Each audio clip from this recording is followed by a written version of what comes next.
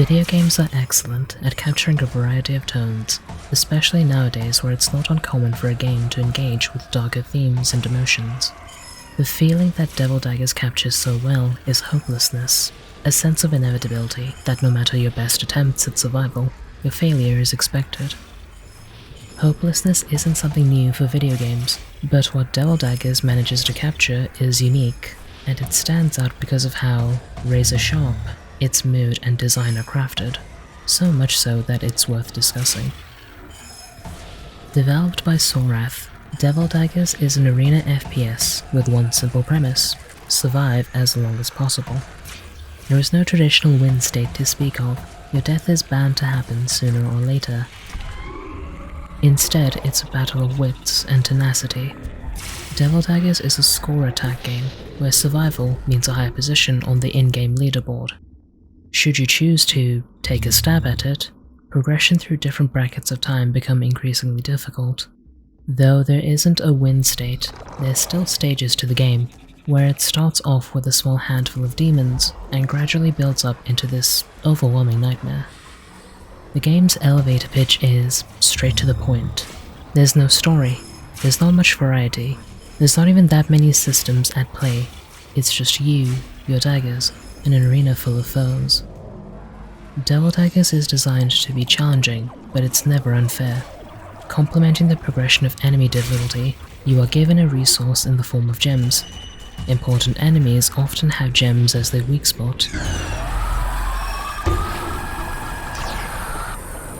Collecting a specific amount of them will increase your power, thus increasing your effectiveness. Devil Daggers' minimalistic approach to gameplay ensures that you are providing the game your fullest attention. With enough time, determination, and skill, the focus you provide pays off.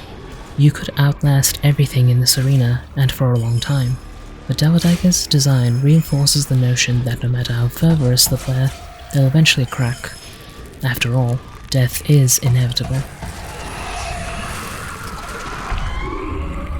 Devil Daggers as a game is a masterclass at providing a simple, yet intuitive FPS. There's various points of discussion one could have, but what particularly stands out is the game's twist on death.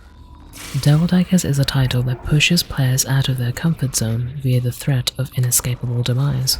It's a game where a player can easily become overwhelmed if they're not operating at its pace. You are constantly fighting for breathing room, riding the edge between overcoming the arena or being enveloped by it.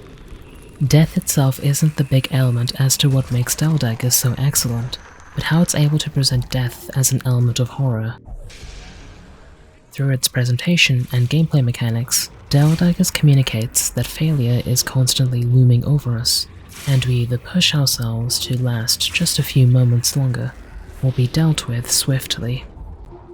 The components that make Devil Daggers work serve as a foundation to the complete picture, and through examining these components, we can understand how Devil Daggers is able to capture the feeling of inevitability so well. The most immediate aspects that stick out is the game's visual and auditory presentation. On initial impressions, its overall aesthetic is derivative of Devil Daggers' primary point of comparison, which is id Software's Quake. The sparse color palette, the use of polygons as a stylistic choice, and the overall grungy dark tone that's presented through a careful approach to lighting. There is deliberate thought put into these decisions.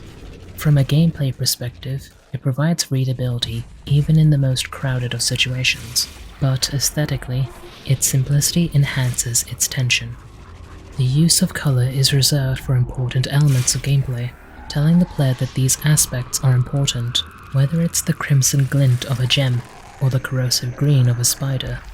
The low polygon design of enemies provides an aesthetic that is malleable, and in combination with its lighting, it's downright unnerving. Certain enemies, like the aforementioned spiders, are an excellent example of this careful approach. The lower fidelity of the aesthetic provides an enemy that's creepy, and the way it moves and scuttles is unsettling. They only exist on the edges of the arena, inside the black nothingness. As such, they are lit much darker in comparison to other enemies, enhancing their unsettling demeanor.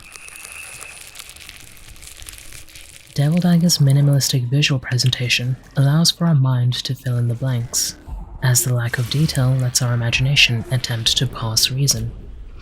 And when distance is factored, it creates imagery that shifts into things far less palpable, blending what was a small group of enemies into an ocean of death. Working in tangent with the graphics is the excellent audio design.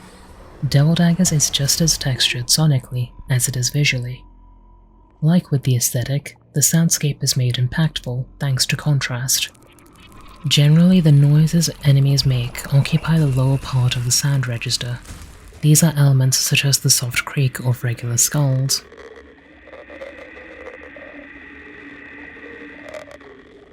the menacing cackle of horned skull variants,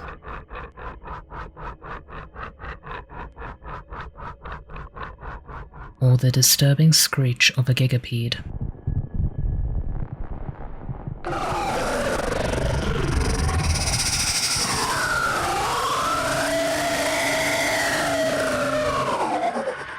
Certain enemies break the rule set though.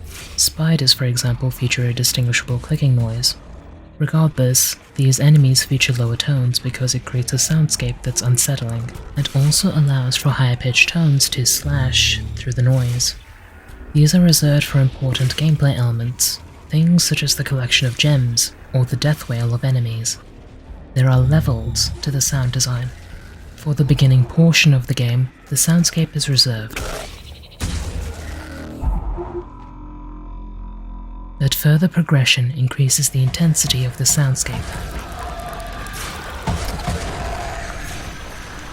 This progression is punctuated by when you level up in power, collect enough gems, and a jingle shall play. With each upgrade, things become chaotic.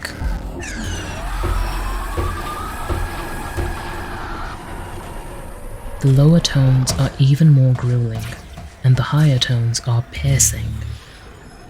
It's uncontrolled, it's unhinged, it's unpleasant, and it's one of the most finely crafted atmospheres when it comes to horror. It's evident how curated the visuals and audio both are, but when presented together, they sing such an excellent tune. The menacing lower register of the enemies, in tangent with their visual style, make them unsettling. The visual feedback for upgrading power, in tangent with the audio design, both conveys information and adds tension, creating dread for what's to come.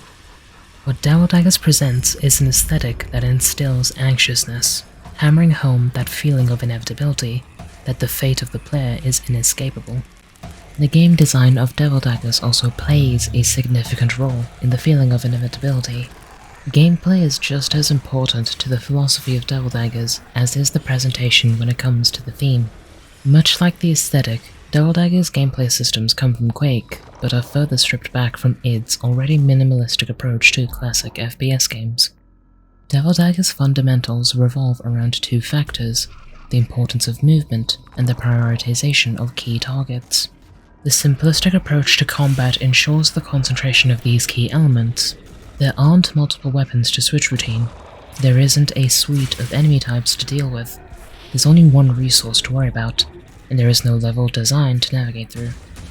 It's been made clear that these two aspects are important to Devil Daggers' gameplay, but how are they important in creating a feeling of inevitability?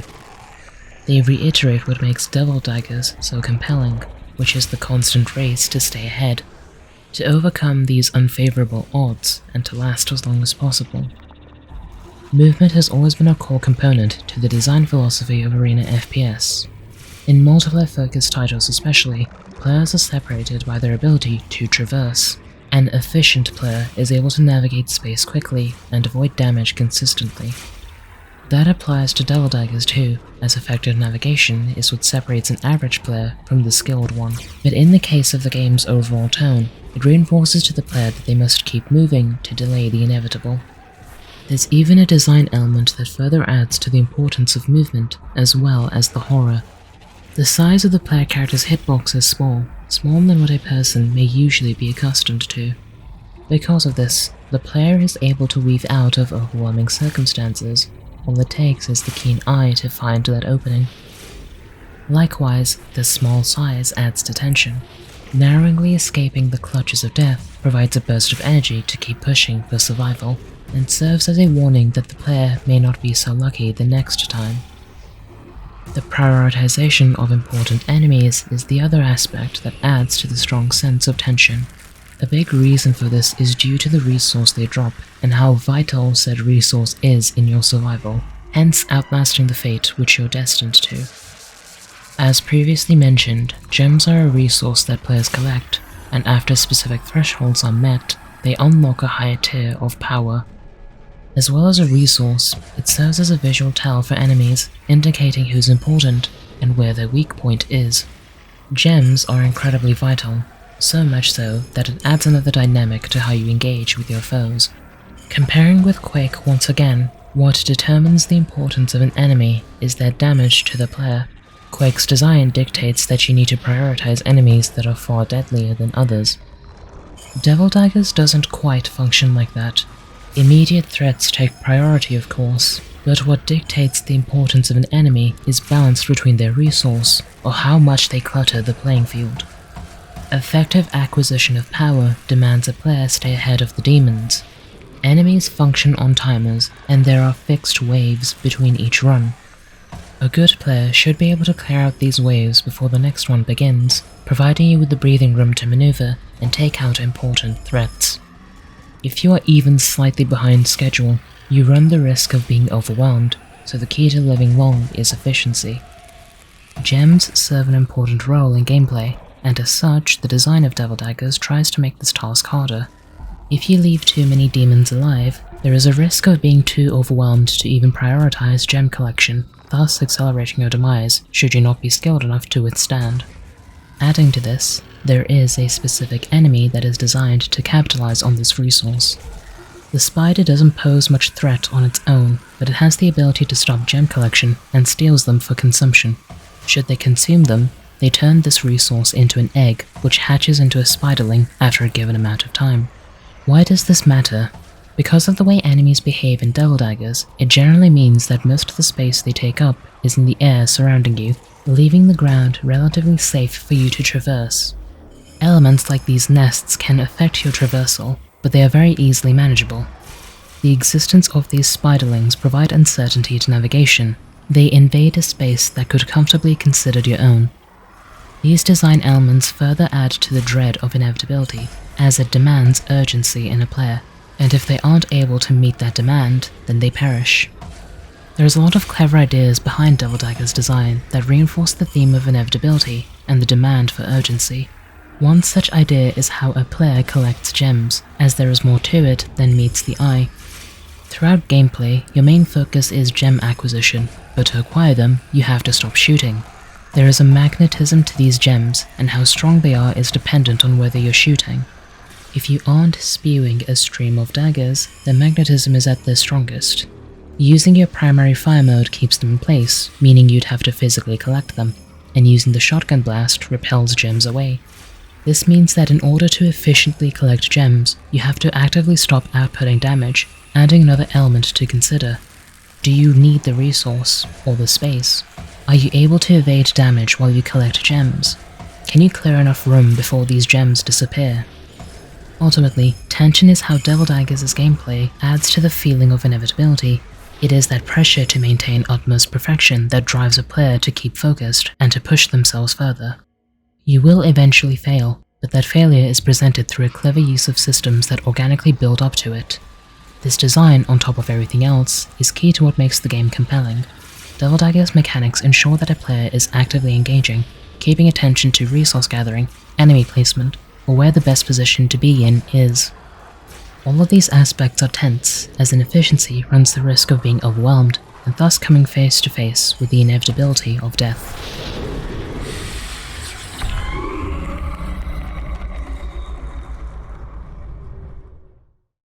These elements on their own, visuals, sound, gameplay, they all show that there was careful thought as to how they add to the overall tone, but together, they show why Devil Daggers is successful at capturing inevitability.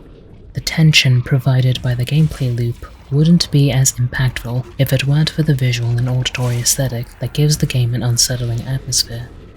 Emotionally, Double Daggers is meant to make every minute spent in this arena more restless than the previous, and with discussing these few elements to what is surely a very dense game, it brings to light just how well a title focused on its gameplay is able to conjure such a strong feeling of horror through this unique take on death. Devil Daggers is a small game whose thrills can wear out over time, but make no mistake, there is a ton of care put into creating a vibe soaked with dread. Effort that hasn't gone unnoticed.